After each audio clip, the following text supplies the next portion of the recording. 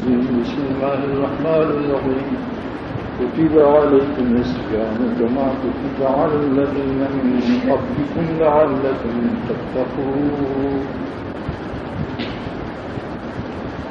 اللہ سبحانہ وتعالیٰ نے رمضان مبارک میں روزے کو فرض کرنے کے لیے اس میں جو حکمت اور جو مقصد بیان فرمایا ہے، اگر ہم لوگوں نے اس مقصد کا خیال نہیں کیا تو اللہ تعالیٰ کے مقصد فرضیت رمضان کی مخالفت کی اس نے، اور اللہ تعالیٰ کے مقصود رمضان کے ساتھ اس نے ناقدری و ناشکری کی، اور میں نہیں کہہ سکتا کہ اس کا کیا وبال اس شخص پر ہوگا جو اللہ تعالیٰ کے مقصد کو فوت کر رہا ہے جان بوجھ کر، پیٹ میں چارہ بھی نہیں، بھوکا مر رہا ہے مگر بدنظری نہیں چھوڑ رہا ہے، غصے میں گالیاں نہیں چھوڑ رہا ہے، کسی کو حقیر سمجھ رہا ہے، ماں باپ کے ساتھ لڑ بھی رہا ہے، کوئی گناہ نہیں چھوڑ رہا ہے، تو یہ کیا بات ہے؟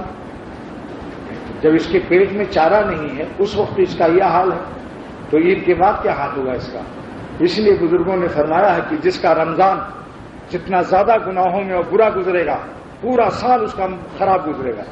جس نے اپنے روزے کو خراب گزارا یعنی تقویٰ سے نہیں گزارا، اور بزرگوں نے لکھا ہے کہ جس کا رمضان جتنا زیادہ تقویٰ سے گزرے گا، اچھا گزرے گا، یاد الہی کے ساتھ، تقویٰ کے ساتھ، گناہوں سے حفاظت کے ساتھ، انشاءاللہ تعالی اس کی برکت آپ کو پورے 11 مہینے ملے گی، کیونکہ اللہ تعالیٰ خوش ہو جاتے ہیں کہ میرے بندوں نے میرے رمضان کا اکرام کیا، تو اللہ تعالیٰ بھی اس کی عزت و لاج رکھتے ہیں.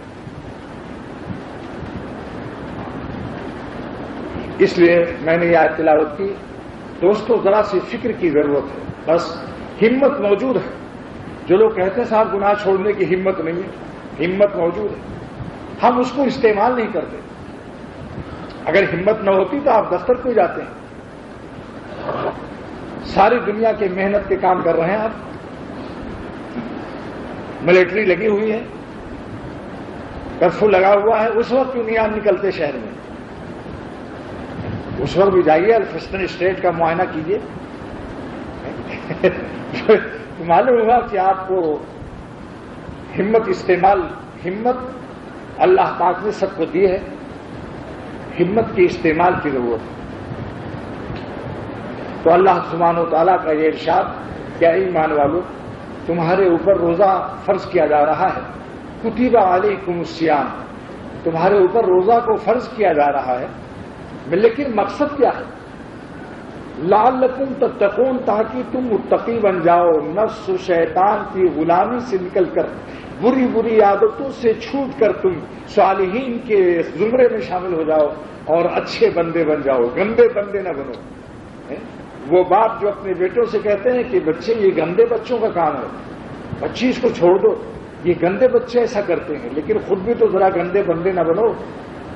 بچوں کو سمجھانے والوں ذرا اپنا نفس بھی ٹھیک کرو. بچوں کو تو ہم سمجھاتے ہیں کہ دیکھو بچوں یہ ذرا گندے کام ہیں، لیکن ہم لوگ بھی کتنے کام کرتے ہیں، ذرا اپنی گندگی کو بھی دیکھنا چاہیے.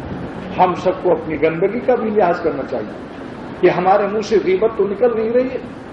اس مبارک مہینے میں کسی مسلمان کی آبرو کو نقصان پہنچانا، بیٹھے ہوئے ارے میاں فلانا ایسا ہے فلانا ایسا.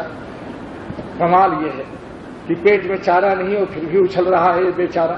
یو پی کا محاورہ ہے نا کہ جب پڑا پیٹ میں چارہ تو اچھلنے لگا بیچارہ. لیکن افسوس غیبت کا گناہ جو زنا سے زیادہ اشد ہے. آج مجلس ٹائم روزہ اس سے پاس کیا جا رہا ہے، آؤ بھائی ذرا کچھ گپ شپ لڑایا جائے.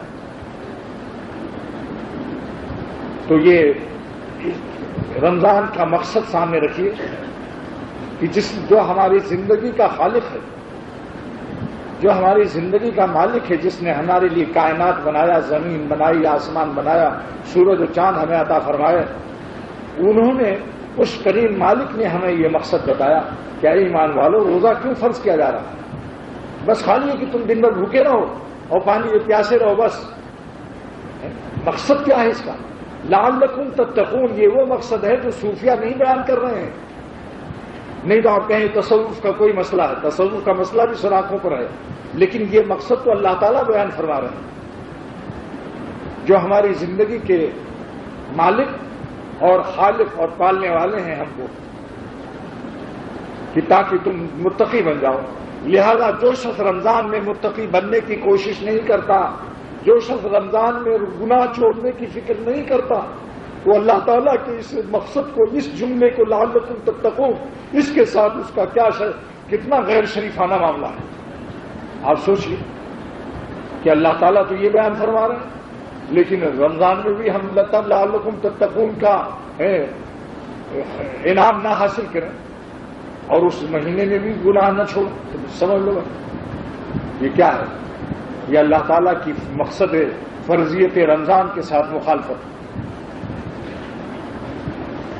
بولیے بات واضح ہے یا نہیں؟ دیکھو ہمارے آپ کے مالک، ہم لوگ آپس میں کیا رشتہ رکھتے ہیں؟ ایک مالک کے جب 10 غلام ہوتے ہیں تو آپس میں کہتے ہیں بھائی ہم تم ایک ہی مالک کے غلام ہیں، ان کو آپس میں خواجہ تاش کہا جاتا ہے، فارسی لفظ ہے خواجہ تاش۔ تو جتنے ہم لوگ یہاں بیٹھے ہیں ایک ہی مالک کے بندے ہیں، فرق اتنا ہے کہ ایک بندہ آپ کو کچھ سنا رہا ہے اور کچھ بندے کان پیش کر رہے ہیں، ایک بندہ زبان پیش کر رہا ہے۔ اللہ تعالیٰ ہماری زبان کو بھی، آپ کے کان کو بھی شرف قبول بخش دے، اور اس زبان والے کو بھی اور کان والوں کو اللہ متقی اور اللہ والا بنا دے۔